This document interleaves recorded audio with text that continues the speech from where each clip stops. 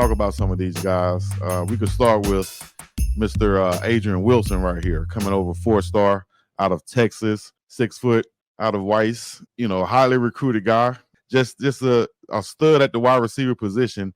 Tell me, what can he bring to Colorado, and what do you think the outlook is for him? Well, I think these wide receivers looked and saw what they can do here up in Colorado. Where we got the ball out to 4, 5, and 6 guys, and I think also they realized that as a freshman, you look at Isaiah Harge, for example, you're going to play if you can play, and so Adrian Wilson is a guy that brings good size and great speed, and I like that we recruit in places like Texas and Georgia where the high school football is really top notch, so that when they come in here, a guy like Adrian Wilson is going to have gone against really, really top level defensive backs, and it's not going to be new to him to see the speed here. So, he's 6 foot, he's fast, he's got great hands, and got great production, out of Texas down there. So I think he's a guy that right off the bat comes in, and he could probably play all the wide receiver positions, frankly. So he's a guy that can take people deep, and he can play that slot and do a lot of different things for you. So he's a guy that's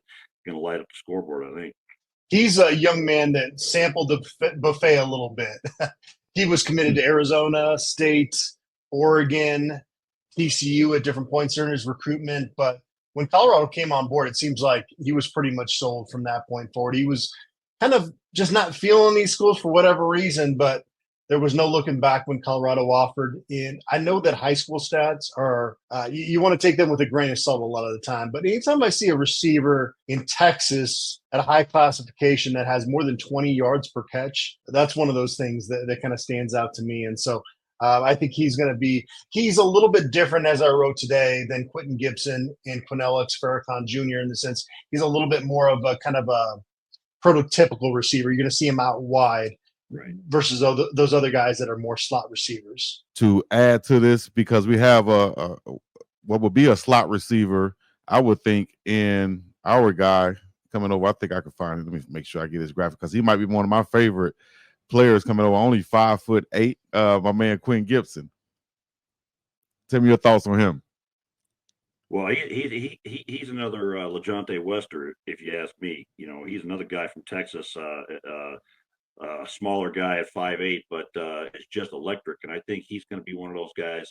I think if he was 6 feet tall, he'd be a 4 or 5 star. He'd be one of those guys that everybody knows about. But some people still, even after all these years, some people still want to judge the size of the dog by the size of the dog and not the size of the heart. And this kid is going to make you pay, just like LeJohntay Wester did all year for the Buffs. Yeah. Love them.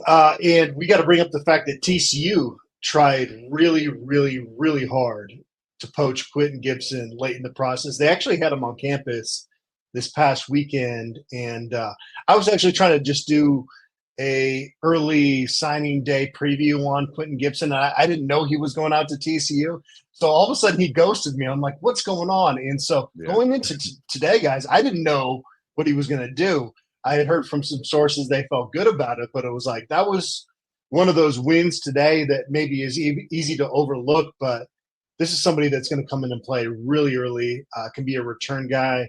We'll get to Farrakhan Jr., but both those guys are similar in that sense. They're both excellent return men.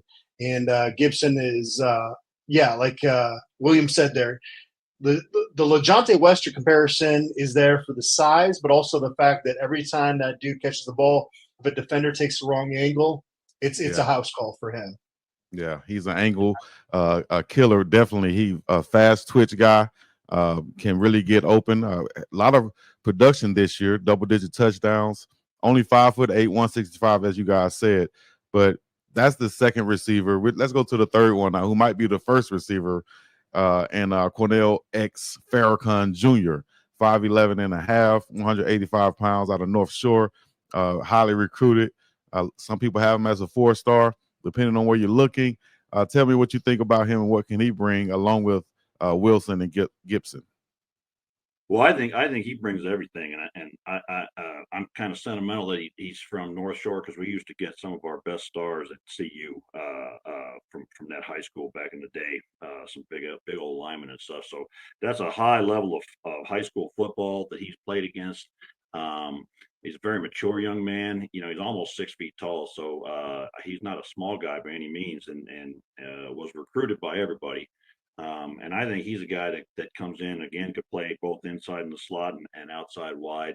And I don't know, for some reason, makes me think of Jimmy Horn Jr. a little bit.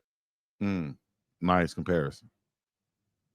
Yeah, the fact that he scored 4 touchdowns as a return man in one football game this season is about all you need to know.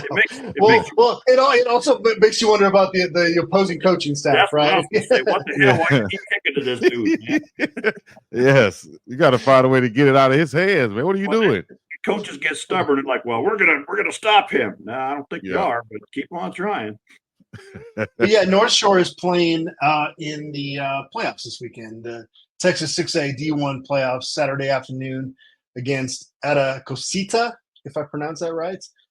That's going to be out there somewhere. Hopefully we can stream that and watch some of these guys, because there's a few of these guys we're going to talk about that are still alive in the playoffs. Yes. All right, let's move to we got the pass catches out of the way with the 3 wide receivers.